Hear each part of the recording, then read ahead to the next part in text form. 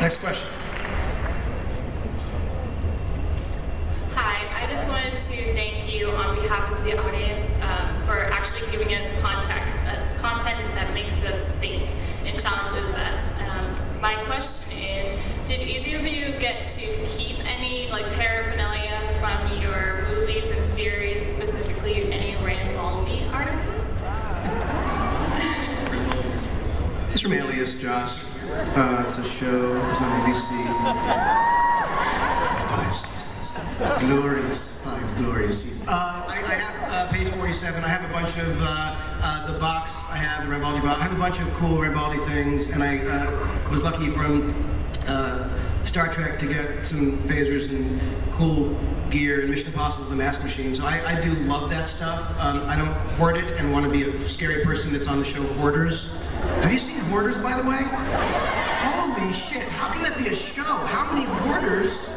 It's unbelievable. Anyway, I'm scared of becoming a hoarder. Anyway. Well, no. None of Rambaldi stuff. It's weird. Because I ordered some online and it didn't come. No, I do have all the props and costumes from Dr. Horrible, which I was planning to sell at some point to help fund the next one. I don't get terribly attached to things or people.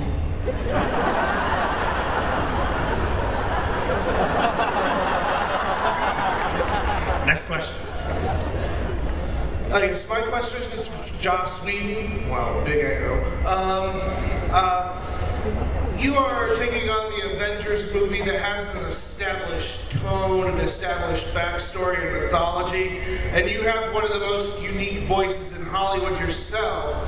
So how are you going to reconcile those two sort of established styles? They're all going to sound like me. No problem. The fact is, the first job I had outside of television was a script doctor. And what you have to do in that situation is blend in. I also, a lot of the way that I speak and write comes from reading these comics. I think it's very, very easy to fall into the aesthetic of something that you love. Obviously, I'm going to bring some of myself to it. I'm an artist who wishes to create something that comes from within, but at the same time, yes, they do have an established tone. I'm going to be very respectful of that. I'm going to try and find ways to work. The thing is, they not only have an established tone, they have about 7. Because I'm culling things from, all these different movies. I have to blend all of that.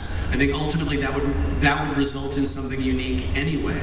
So I think that doesn't really seem like a challenge to me at all. When I write Tony Stark or Steve Rogers or any of these people, they sound like them, particularly because I already know who's playing them. Very much. Okay, can you hear me now? Good. Okay, I have a kind of a general question about comic books.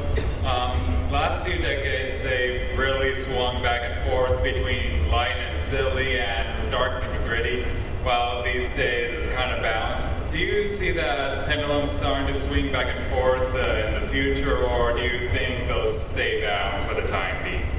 Wait, are they light and gritty now, or are they dark? Which one are they now?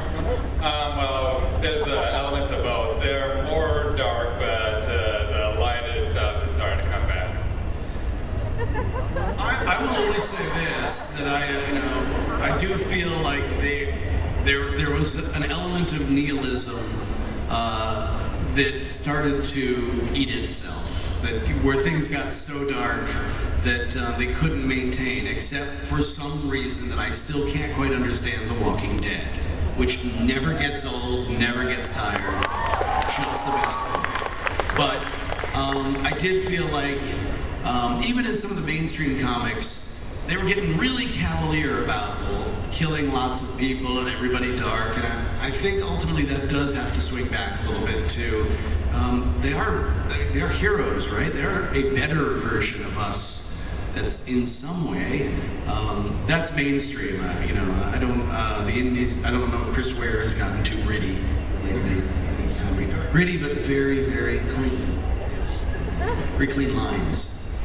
Thanks a lot, guys. All right, next question. Hi guys, I was wondering what you thought about film school. Do you think it's worth the time and the money, or do you think you should just go your own way? Just go your own way. Do film school.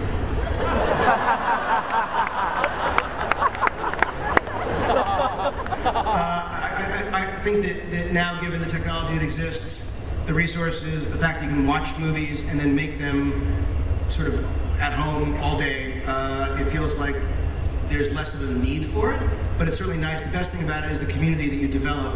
I think being in a film school, having said that, I did not go to one, so I personally feel like, you know, my father gave me advice when I was going off to college, which was go learn what to make movies about, not how to make movies, and it was sort of the best advice I ever got. Where did you get that father? That's nice. My dad just said, "Don't be a writer. It's too much work."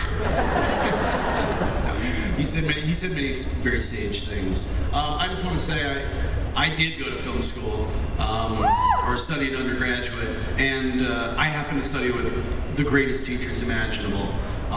It's kind of a crapshoot, though. It's very easy to, like drama or any other creative subject, have just one teacher who can suck the joy out of the medium forever. So it's dicey, and I think what I remember about it was not just what I learned in film school, but the fact that it was in me all the time, that after a day of watching movies all day, which we couldn't do then, there was no home video back when I was a lad and hamburgers were a nickel, I would go home and watch, you know, Beastmaster at 3 o'clock in the morning because I just needed more film.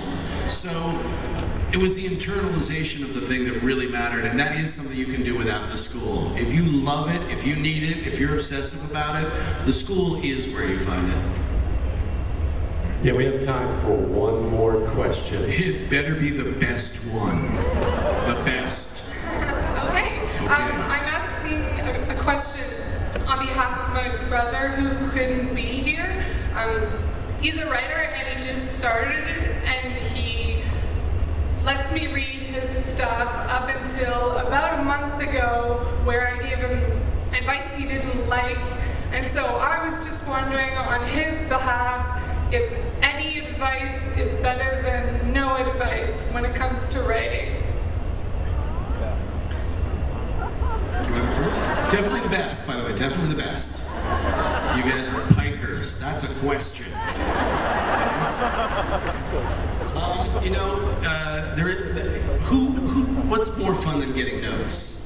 You know, it's really the joy for a writer. I think ultimately, you have to walk a razor's edge of being able to hear what other people think, to, you know, really listen to them, and know when to shut them out. But shutting them out doesn't mean never showing it to anyone, because then the film they don't see it.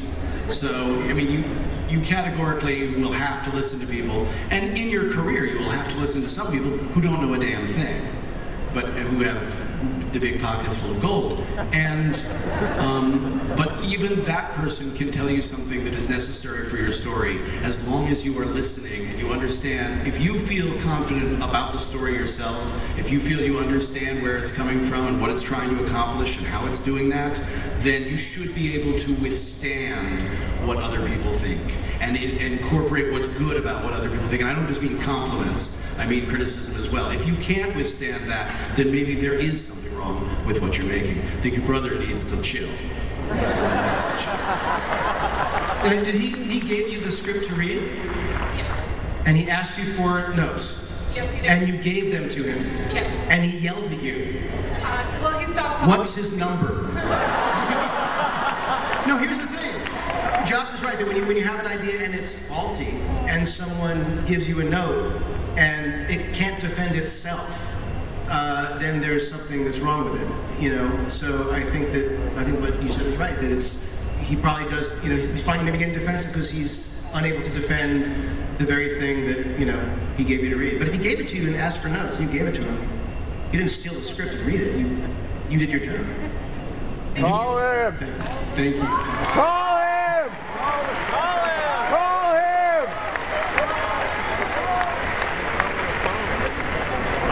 the end of our time. On behalf of Joss and JJ, thank you all for coming. And guys, thank you for being here. We really appreciate it. Thank you so much, you guys. Thank you. Ladies and gentlemen, let's hear it for Entertainment Weekly's The Visionaries and our special guests, J.J. Abrams, Josh Whedon, and our guest moderator, Jenson.